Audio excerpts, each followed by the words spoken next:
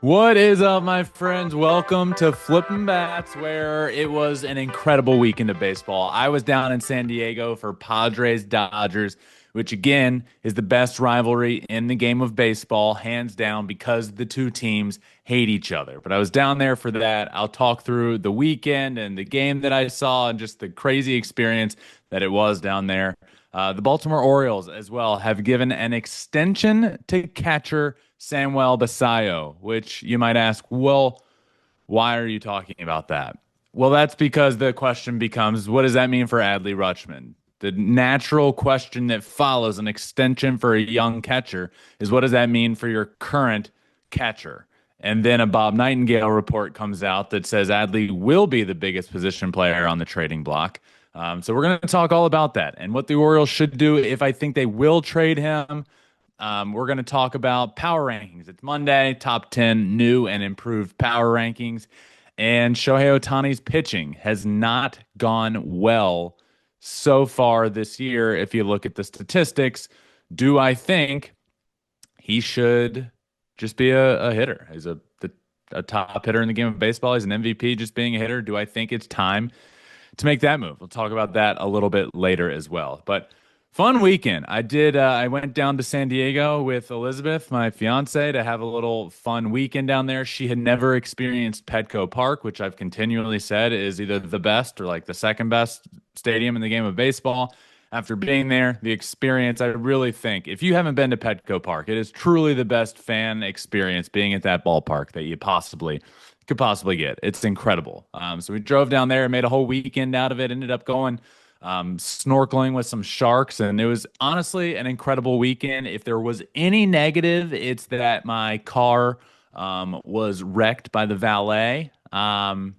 Just a little damage, not like total or anything, but we won't go into it because we got a situation on our hands now. So not gonna go much more into it than that. But unfortunately, car ends up getting a little dinged up down there in San Diego. But other than that, it was honestly an incredible weekend. And to be in attendance at Petco for Dodgers Padres is honestly really, really cool. So thank you to the San Diego Padres for hooking us up and setting us up with some awesome seats and an awesome experience there. Again, best experience in baseball, I think, stadium wise, is at Petco Park. If you haven't been, especially during Dodgers Padres, you have to go.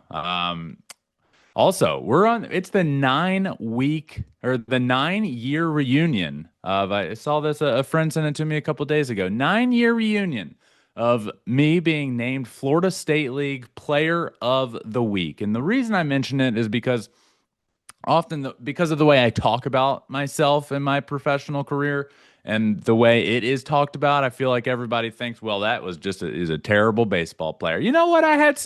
There were some weeks in there where I didn't swing at every slider low and away, and I was a pretty good baseball player. 9 years this week was named Florida State League Player of the Week. And the release says Verlander went 14 for 26, hitting 538 with five doubles, two triples, one homer in 7 games. Walked 4 times, scored 4 runs, and knocked in 13 runs to earn this week's Florida State League Player of the Week honors. Not half bad. Not half bad. Pretty good baseball player in my day. Just swung at too many sliders, but there were some weeks where I saw those bad boys well. I'm telling you. Also, across the game of baseball, Astros signed Craig Kimbrell. And every time I hear the name Craig Kimbrell, I guess this also goes back to my career, but every time I hear the name Craig Kimbrell, I think of when I faced him in spring training. Now, this story is always interesting to me. So I faced Craig Kimbrell in spring training when he was like prime Atlanta Braves Craig Kimbrell. I never faced him. I'm a minor leaguer coming up to back up in the big league game. So I was playing in the big league spring training game. It's towards the end of spring training. So Kimbrell's pitching a later inning. I don't know if it was the seventh, eighth, or ninth, but a lot of times your closer also, your closer will come in right after the starter early in spring training, get his inning of work and get out. But later in spring training, what starts happening is he starts getting in a role that's more familiar. So it was later in the game. Here I am. I've come in. I've replaced the big leaguer. I'm playing the outfield, and I get my at bat, and I realize, oh God, I'm about to face Craig Kimbrell. So I walk up to the plate. Kimbrel's on the mound, and I know he does the thing with the arm and the chicken wing, and I'm like, all right, here we go. This is probably a Hall of Fame closer right here. Pretty good, pretty nasty guy. I get in the box. He gets down and does the thing, the chicken wing thing, and he stares into your soul. And I didn't know this was a thing that happened. I thought when he's down there, it's just all right. I'm gonna get the sign. I'm gonna get up. No, no, no, no. I got in the box and he did that thing and he was just staring into my soul. And before I could even get the bat off my shoulder, I was like, "Oh my God, this guy is insane." And I mean, it was good morning, good afternoon, good night. I punched out. The guy's absolutely nasty. And the one thing I learned is when he's down there, at least prime Craig Kimbrell, he wasn't just getting his sign. He would stare into your soul and he would tell you your fate before you even stepped in the box. And my fate was I was going to punch out against Craig Kimbrell, and I did.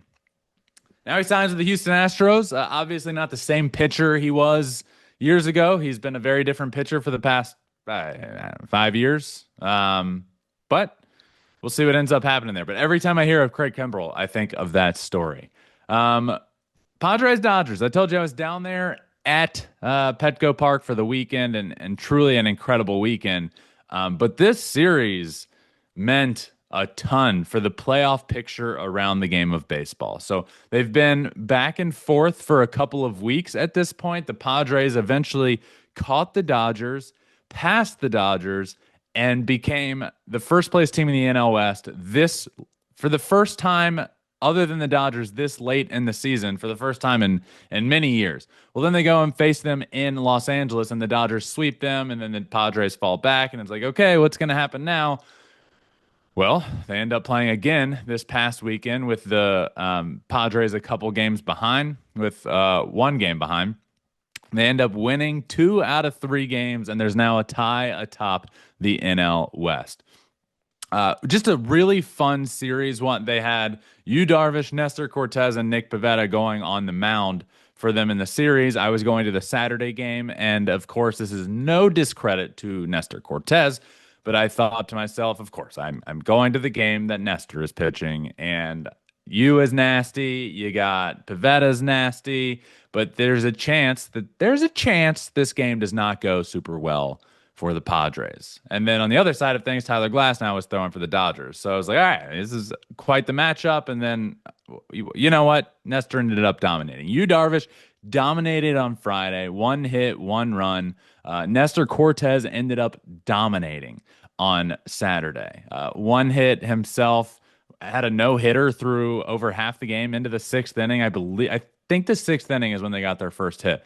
But was just nasty. And from the first batter of the game, he made Shohei Ohtani look like a fool on a slider to start the game. And I was like, oh, all right, we're off and running. Padres end up winning that game. Incredible atmosphere. Won the first 2, lost the Sunday game. So what we have now is a tie atop the NL West to win the division. Now the playoff picture is starting to take shape in both leagues a little bit.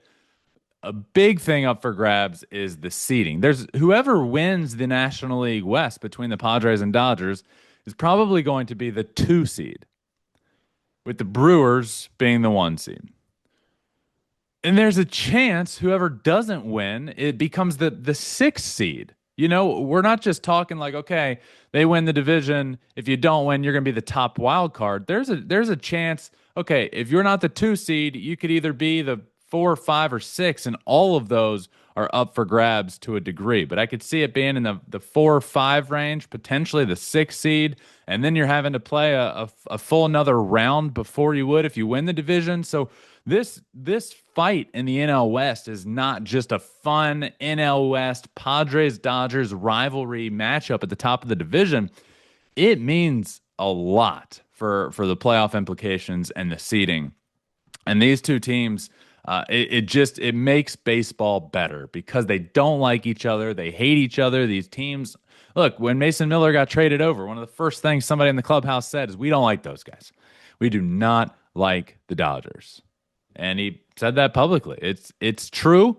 And I mentioned last week why I think that's the case. It's just an old school rivalry in a world where all these players come up now and have played with each other and are all friends. And like I'm not going to hate that guy. I've known him for years. Well, the Dodgers and Padres go against all of that. They actually don't like each other. They hate each other. There's bad blood everywhere you look. There's guys hitting players. There's Manny Machado being absolutely hated by Dodgers fans, even though he signed with the Padres. It seems a little petty to me. If you ask me, the guy didn't want to sign there, and he ends up with the Padres. Like, sue the guy. Who cares? It feels a little petty, but they hate him. So there's just all of that drama back and forth, which leads to the great series, which leads to both teams being completely all in, which is also another great part of a rivalry. Both teams are all in on winning a World Series, and they hate each other, and they're both great. And to me, it's just very clearly the best rivalry in baseball right now. We saw on the other side of things what I think many people would say is the best rivalry in baseball in Red Sox Yankees. And what I'll say to that is it's historically the best rivalry in baseball. But I wouldn't say these two teams are firing on all cylinders by any means. The Yankees stink. The Yankees are a tough watch right now. The Yankees are a tough watch in the game of baseball right now. And we got a Red Sox Yankees series over the weekend as 4 games. Red Sox end up beating the brakes off the Yankees in the first 3 games. The Yankees win the Sunday game to salvage the series a little bit. But this rivalry, you have these two teams battling for the 5th and the 6th wild card. So that's the playoff picture on the American League is, look, our divisions are looking, you have the Blue Jays 5 games up in the AL East over the Red Sox and Yankees. You have the Tigers who are going to win the AL Central. And then out west, you have the Astros in the lead out there, not playing great baseball, but the Mariners behind them are playing worse baseball. So you have those division matchups looking solidified. AL West is the only one that is certainly not wrapped up. But then the wild card picture, you have the Mariners, you have the Red Sox, you have the Yankees. And it feels to me like those are the 6 teams. Like I look behind those teams in the American League for the wild card push, and I struggle to find a team that I'm like, yeah, that team could push hard. Now, look, there's 30 games left in the season. Anything can happen, and the Yankees aren't playing good baseball. And behind them, you have the Royals, I think about a game and a half back, and the Rangers, I think they're like 3.5 in that range. Rangers are 4.5 games back of the Yankees for the final wild card spot, but they're hot. They've won 3 games in a row. So there's plenty of time for something to happen. But to me, it feels like we know the 6 playoff teams. This could end up biting me in the butt, but I don't foresee the Royals or the Rangers pushing into a playoff spot. We'll see. But the Red Sox and Yankees were battling it out for a wild card spot, trying to push back in the division, and the Red Sox just absolutely dominated them. The Yankees just do not look great right now. They were playing better baseball before the Red Sox series. They really were, but then you go into a huge, huge series against the Red Sox and get your doors blown off like they did is just errors. There were blowouts. There were bad defensive errors. It's just not good for the Yankees. And so the playoff picture to me in both leagues, the 6 teams are looking fairly likely in 6. I will say the one side, the National League, the Reds are there. The Reds are right there. They're a game and a half behind the New York Mets. There's a chance they can get in. But the playoff picture is starting to take shape a little bit. And over the next week or a couple of weeks, we're going to start talking about the playoff picture and eventually like who I think are the teams getting in and my playoff bracket and all of that good stuff. So we got some great rivalries over the weekend. Padres Dodgers being the best of the bunch. There's a 30-game push to win the NL West with the Padres and Dodgers as we currently speak on Monday morning, tied atop the NL West. And that series was awesome. Let's talk about the Orioles. Orioles aren't going to make the playoffs. Why are we talking about the Orioles? Well, because they finally extended one of their young studs. We finally got an Orioles extension. Who was it? Well, it's not the name you think. Samuel Basallo, their young stud catcher, Samuel Basallo extended 8 years, $67 million. He's a catcher, so naturally this leads to the thought, is Adley Rutschman getting traded?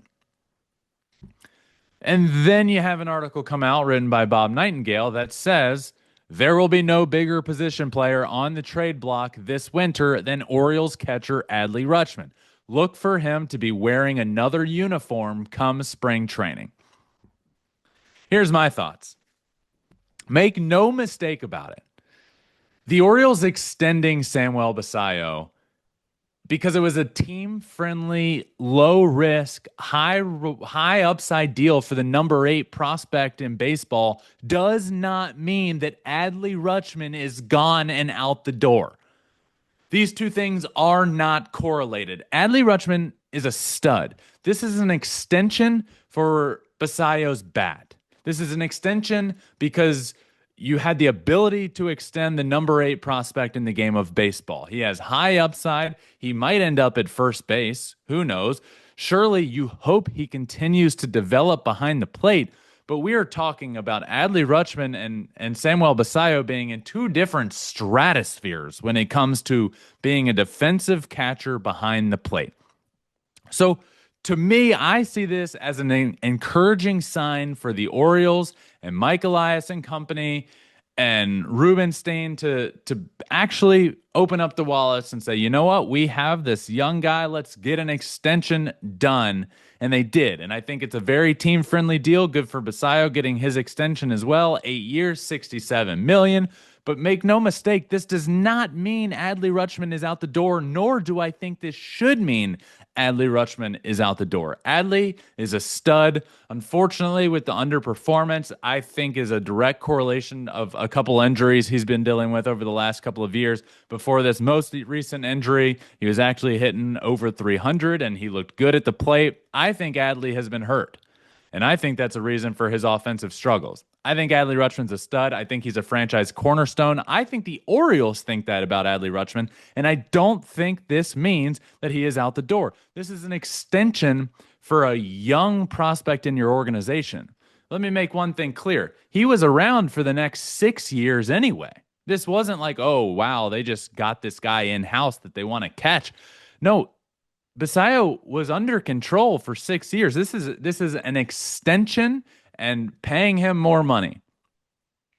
He was going to be there with Adley Rutschman by any means. So this doesn't mean Adley isn't going to get traded, but I do believe now that if Adley Rutschman is not a Baltimore Oriole next year or in the coming years, I think that's because the Orioles believe that he's expendable.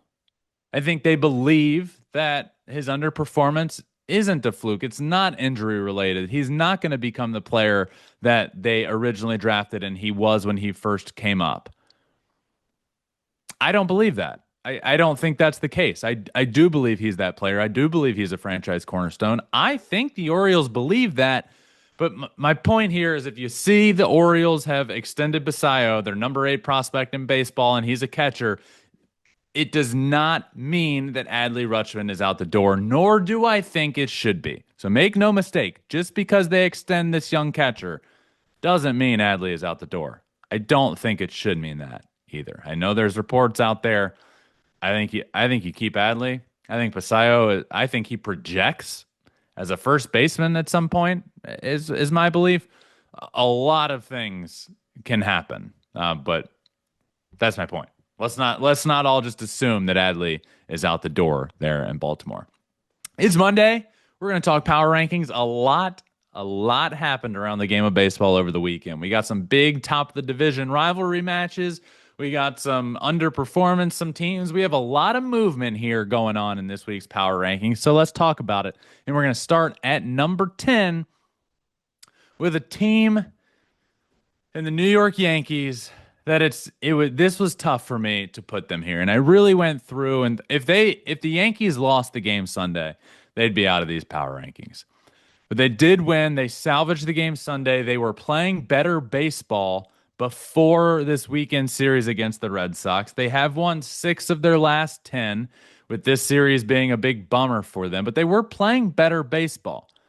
but then they lose a brutal series to the Red Sox. They won 4 in a row before that. They're 70-60 and holding on to a wild card spot. So I'm going to keep the Yankees the same, but they are teetering on the edge of being out of these power rankings. But they're going to hold on for this week and stay at number 10. So same for the Yankees. At number 9, the Boston Red Sox, also staying the same. 71-60. They're a half a game ahead of the New York Yankees in the wild card race. They won the huge series against the Yankees, but they were swept by Baltimore early in the week in a 2-game series. So sure, really good, really important weekend 4-game series against your rival, but you just laid an egg early in the week. So I'm going to keep them the same. At number 8, the Houston Astros. I'm going to keep them the same as well. 72-59. They won 3 out of 4 versus the Baltimore Orioles over the weekend, lost the series before that, swept by the Detroit Tigers in the early week series, and then won a big series. Not a big series, but they needed to win some baseball games. Won 3 out of 4 against the Baltimore Orioles over the weekend. So I'm going to keep them the same as well. At number 7, also staying the same. We will have some movement ahead of this, I promise. The Chicago Cubs, staying the same, playing better baseball. They had a really good week. They swept the Los Angeles Angels, and then they won 3 of 5 against the Milwaukee Brewers, which is just wild that they had to play so many games. They were scheduled to play a lot, and then there was a doubleheader mixed in there as well. So they won the series against the Brewers, which was huge. Obviously, the Brewers are 5 games ahead of them in the NL Central. They saw their lead dwindle, and then they got passed, and now they're way back, and they had a big series, and they won that. So the Cubs played really good baseball this week. They had been falling fast, and now they've stopped their falling. I kept them here at number 7 for this week. We'll see what they do next week, but they could be on their way back up. At number 6, down 4 spots this week. The Toronto Blue Jays, 76-55. They're still 5 games up in the AL East. They lost Sunday to the Miami Marlins, and then they lost the series to the Pittsburgh Pirates early in the week. A bad week for the Blue Jays. So I dropped them down 4 spots. Now, the reason that I didn't have the Cubs jump up is because they would have had to jump the Blue Jays, who are not far removed from really handling the Cubs in a series. The Blue Jays faced the Cubs a couple weeks ago, and they really handled their business and looked like the better team than the Cubs. So the Blue Jays are falling, and I think the Cubs they had a really good week. Did they deserve to jump? Maybe, depending on the other teams. But I kept them the same because it didn't feel right for me to have them jump the Blue Jays, who just handled them a couple weeks ago. So I'm going to have the Blue Jays drop 4 spots, and the Cubs stay the same at 7. Blue Jays at 6. Tigers are at number 5, up 1. Look, the Tigers really went through it for a while, but they're back to playing really good baseball. They're up 1 spot. They're 78-54. They're dominating the AL Central. They are going to win the AL Central. They swept the Houston Astros early in the week, and then they won 2 out of 3 against the Kansas City Royals. They've won 8 of their last 10. The Detroit Tigers are back. The Tigers are back. They're playing good ball. They're pitching well. Their timely hitting is back. Look, there were a lot of people out there that the Tigers were the best team in baseball for a while, and then they hit a skid, and they start saying, here we go. Here we go. The Tigers are coming back down to earth. No. The Tigers are a good baseball team. They went through a little scud. Everybody goes through a little rut during the season at some point. The Tigers went through it, and now they're back to playing good baseball. Tigers up 1 spot. They're back in the top 5. They're 78-54 here at number 5. At number 4, I'm going to keep the Los Angeles Dodgers here. I am keeping them the same. 74-57. They lost the series to San Diego. They split with Colorado early in the week. But after this big weekend series, it was just a good battle between 2 great teams. I'm keeping the Dodgers the same right now. There's an argument that the Dodgers and Tigers could have flip-flopped and moved the Tigers to 4 and the Dodgers to 5, but I don't. The bigger penalty would come from splitting that series against the Rockies early in the week, as opposed to losing the series to the Padres. But I did decide to keep them the same this week at number 4. The Tigers are rising, though. Those teams are neck and neck. At number 3, up 2 spots, jumping over the Dodgers. I'm going to take the San Diego Padres. Same record, 74 and 57, but they did win the series against the Dodgers. They won 3 out of 4 games early in the week against the Giants. Look, the Padres were ahead of the Dodgers before their matchup in Los Angeles. They catch the Dodgers, they pass the Dodgers, they were playing better than the Dodgers, so I jumped them ahead of them in the power rankings. And then after the sweep in Los Angeles, I jumped them back behind. Now the division is tied, but the Padres just took care of business at home in San Diego. So I'm going to jump them back ahead where they were before these series started to happen. Dodgers win. I know they swept. Padres win the series as well. So I jumped them back ahead to number 3, up 2 spots.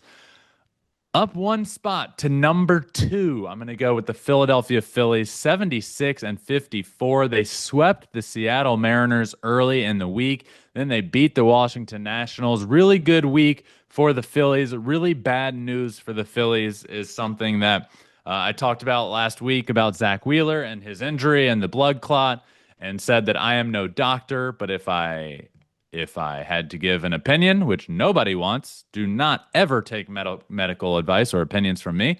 But if I had to give one based on hearing that Zach Wheeler had a blood clot in his arm, I did not believe he was going to pitch anymore this year. And unfortunately, that is the case. Zach Wheeler is expected to undergo another surgery and is out for 6 to 8 months. And unfortunately, with the Phillies being as good as they are, man, they are missing their horse, their ace. I talked to John Smoltz at the end of last week and asked him about this, and point blank, are the Phillies... Look, this goes further. I'll say this every time because I feel like it's very important to say. A blood clot is a very scary, scary situation. This goes further than the game of baseball. So all of this is to be said with that in mind. Obviously, I'm hoping for the best for Zach Wheeler. It seems like he is going to be okay. Thankfully, luckily, they removed the blood clot and everything went well. But it's a scary situation, and baseball is secondary to him and his health and his life. And hopefully, he's going to be okay. What does this mean for the Phillies? I asked John Smoltz that point blank, and he said, "Yeah, you can see it on his face. Go back and listen or watch the episode." So yeah, he's their horse. He's their guy. They're a different team without him, and he is. He's their horse. He's their one of their top. He's a top 3, top 5 pitcher in the game of baseball, and you're missing him now. It was just a really thoughtful, I thought, answer from John Smoltz. We had a really good talk. Go back to listen to that episode if you haven't. But tough news for the Phillies. I hope, and I'm hopeful Zach Wheeler is going to be okay. It seems that's going to be the case, but he is going to miss the rest of the year. And that's a tough blow for the Phillies. At number 1, the Milwaukee Brewers. Staying the same, 81 and 50. They lost the weekend series to the Giants. They lost to the Cubs early in the week. The Brewers are falling back down to earth, but I still do have them as the best team in the game of baseball. They're the only team at 80 wins. They have 81. They've been the best team in baseball for a while, but they are falling back down to earth a little bit. So that gap is narrowing between them and the rest of the field. Tough week for the Brew Crew. I do believe they'll be fine, but that's where they are here. Staying the same at number 1. So I'm going Yankees number 10 this week.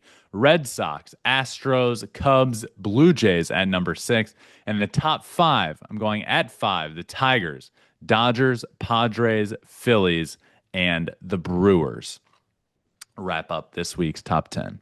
I do want to talk about Shohei's last outing on the mound. Shohei Ohtani pitched in Colorado this past week and threw 4 innings and gave up 5 earned runs, raising his ERA on the year to 4.61. He has 35 strikeouts and 27 and a third inning and a 4.61 ERA. And after that outing, 4 innings, 5 earned runs in Colorado, it leads a lot of people to saying, should Shohei Ohtani stop pitching?